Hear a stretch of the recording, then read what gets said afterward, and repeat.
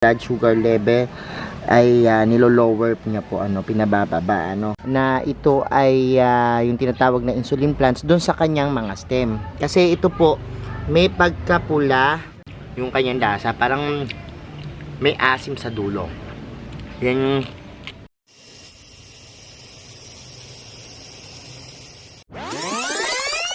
Halamang makakapagpababa ng blood sugar level, o tinatawag nating mga halaman na pwedeng maigamot o magpagaling sa mga may diabetes.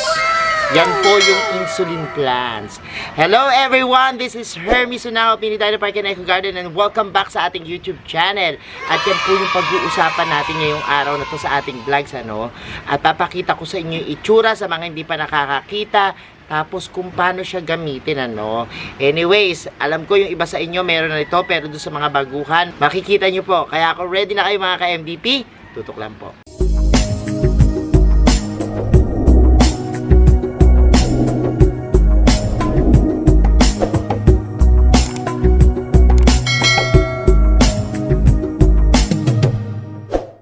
And we're back mga ka-MDP, at ngayon nga po usapang halamang gamot, medicinal plants ngayon dito sa ating YouTube channel.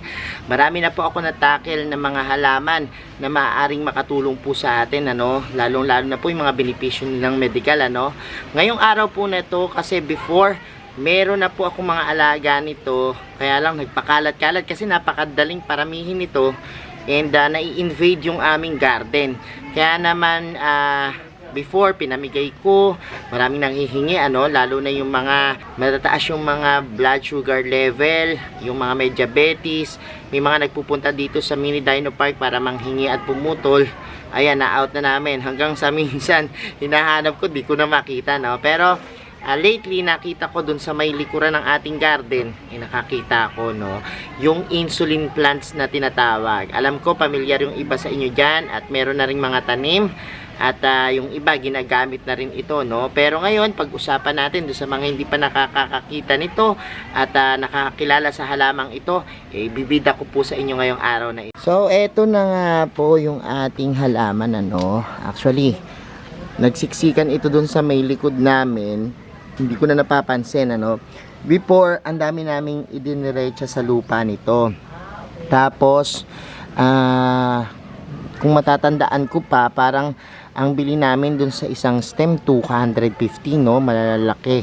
Tapos hanggang sa naparami namin, merong nagbebenta ng 50, 70, iba-iba yung presyo pagdaan ng panahon, kasi siguro nga yung iba napapadami na ito, So ito, nakakahawig siya dun sa isa pang parang ganitong halaman, yung ginger plants, red button ginger plants, pero this one kasi, yung insulin plants, medyo light po yung kulay ng kanyang mga dahon, Ang pangalan nito is Costus igneus, at isang herbaceous plants na native po sa Brazil, pero ito mas nakilala po sa India as insulin plant nga po, dahil nga po dun sa kanyang purpose na pampababa ng mga blood sugar level, o para dun sa mga may sakit na diabetes, at yan po, tinatawag din po itong spiral ginger, spiral plug, dahil po parang pa-spiral yung tubo ng kanyang mga yan, pinaka stem, at talagang makikita nyo yung pagka liko-liko niyan. Ito po minsan para ma-check nyo po, kasi nga may nakakahawig na ibang halaman na ito ay yung tinatawag na insulin plants doon sa kanyang mga stem. Kasi ito po may pagkapula or pagka-violet, yung kanyang stem, at para matukoy nyo po na ito yung tinatawag nating insulin plants, yan po yung titingnan nyo, yung kanyang mga stem, kasi yung ibang kahawig na halaman ito, kulay green po yung stem. Tapos this one po is namumulaklak ng yellow. Oo, madilaw-dilaw, parang light yellow, minsan naman matingkad na yellow. Ganyan po yung bulaklak nito, Yung kanyang dahon po, pansinin natin, ayan po, green siya, na merong parang mababakas ka na pagka-violet o dark green ano doon sa kanyang pinakaguhit-guhit, no? Yan po yung kanyang itsura. And ito po, napaka daming mga benepisyo, no? Sabi ko nga po sa inyo, yung blood glucose level na tinatawag o yung blood sugar level ay nilo-lower niya po, pinabababa, Yan po yung unang-unang talagang pagkakakilala sa halamang nito. Pero bukod po dyan, nag-a-act po siya as diuretic, o mga nahihirapang umihi. Yan. Antioxidant din po ang halaman nito at antibiotic na rin. At sinasabi nga, ito ay anti-cancer din, yung iba naman po, pag emergency na may lagnat, pinapainom lang po nung tinito, tsaan, na gawa dito. And yan, nakakatulong po sa mga may asthma. Yan po, pwede rin po ito sa mga may hika, yan. At minsan po ginagamit as pampurga, eto, napakadali lang po nitong paramihin. Sabi ko sa inyo, katulad po nito, mayroong ditong naputol na sanga kanina sa pagbuhat natin. Kasi medyo malutong talaga yung nito. O, brittle. Kuhanin nyo lang po yan. Teka, tingnan natin, Ayan. Naputol siya, yung pinakasanga niyan. And ayan po, ang gagawin nyo po is, itutusok nyo lang po dun sa lupa, At pag tinusok nyo po yan, mabubuhay na. Kasi, ito pong stem niya, yan, ay tumutubo, itong halaman na to sa pamagitan ng stem. And yan, makikita nyo po parang ginger din, na merong mga sumusuloy. Ayan po, kita nyo, yan po yung pagsuloy niya, ganyan. And ayan yung mga sumusuloy na bagong halaman, At kapag halimbawa po may sumuloy na yan, mabilis lumago talaga, Make sure lang po na magtira kayo, kasi yung iba, pag halimbawa sobrang dami na nito, ang ginagawa talaga, dinidispose na, At na-invade nito talaga yung garden, Kailangan malawak talaga yung bakuran nyo. Kapag halimbawa hindi malawak, talagang yan, dadami po yan, At may ilan po na nagpapatunay na talagang bumuti yung kanilang pakaramdam. Pero po merong gumagamit nito as parang yan, food supplement, ginagawa sa tabletas. Pero sabi nga, no therapeutical claim yung mga ganon, kaya parang hindi pa approve ng FDA, pero yan yung ating nasagap dito sa halaman na yan. Kaya nga po merong iba na sumusubok talaga nito, lalo na po yung mga nahihirapan sa pera. Syempre, mga wala silang pambayad, katulad po ng insulin, medyo sobrang mahal, At kaya nga po, ganun na lang po yung kanilang pagtatry o pagsubok na paggamit nitong ating insulin plants para po medyo makatipid, Pero sabi ko nga po, mabuti pa rin po na kumonsulta sa doktor. Pero ito pong gagawin natin ngayon at sasabihin, pwede nyo pong itry, So, paano nga ba natin gagamitin? Unang-una po, meron tayong ilang paraan, una po yung pagngata ng dahon, So, ilan bang dahon ang kailangan? Ang practices po ng iba is 2 dahon ng insulin plant sa umaga. Yan, bago po lamnan yung tiyan, yan, pwede na po kayong kumain, Pero sa umaga po, 2.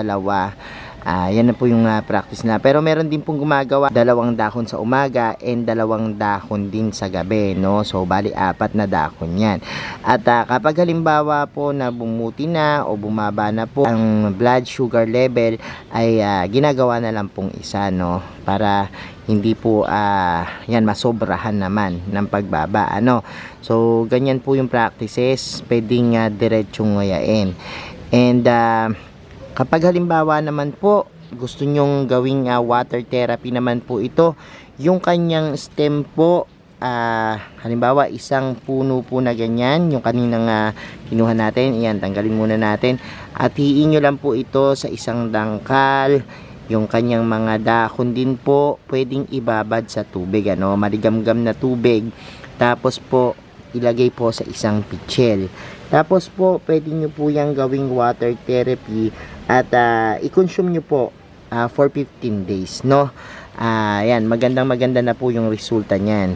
At kapag halimbawa naman po gagawin naman tiyaan, no? Kasi yung iba dito mahilig sa mga may init na inumin, sa kape, tsaa, yan, mga ganyan.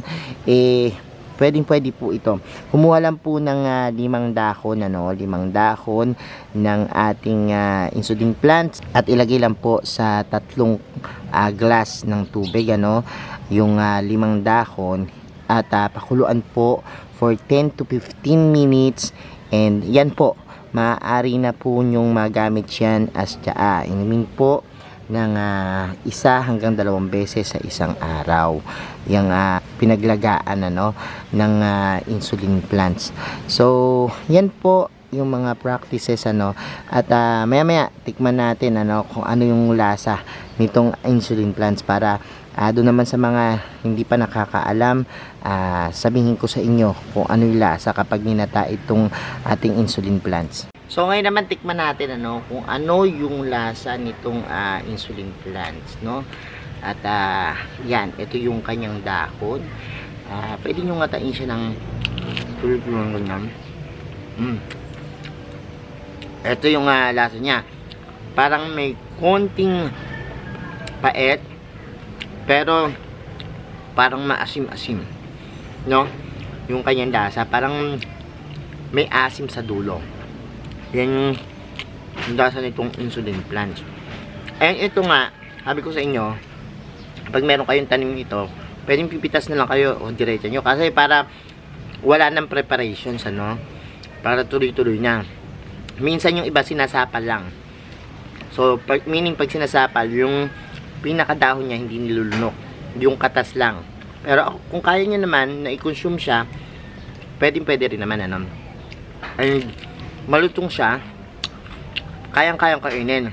Unlike nung iba nating mga halamang gamot, parang ang hirap, kasi parang nandun yung sobrang pait at saka hindi matik ng taste bud mo, Pero this one, madali lang naman. Yung tsaa naman, na-try na rin natin, and okay lang din naman, parang nalalasahan mo din naman yung konting pait, pero medyo matabang, unlike ng diretso mong kakainin. Pero kayo, nasa sa inyo yan kung paano nyo gagawin, kung paano nyo ititake yung insulin plants. Pero sabi ko nga po sa inyo, malaking tulong po itong mga ganitong mga halaman na maraming benepisyo sa atin.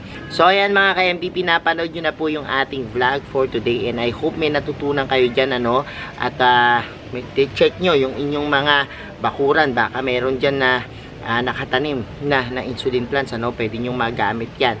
Thank you so much sa lahat ng mga nagla-like, nag-share at nagko-comment, sa mga nanood ng ating video, sa mga interesado po sa ganitong topic, yung plants and gardening, pati po sa mga benepisyo ng halaman, mag-subscribe na po kayo, Huwag nyo pong kalimutang i-hit yung notification bell para laging updated sa aming latest uploads. Pati po sa iba't iba nating social media accounts, sa ating TikTok, Instagram, Facebook pages, search nyo lang po Hermy Sunaho or Mini Dino Park in Eco Garden, makikita nyo na yan.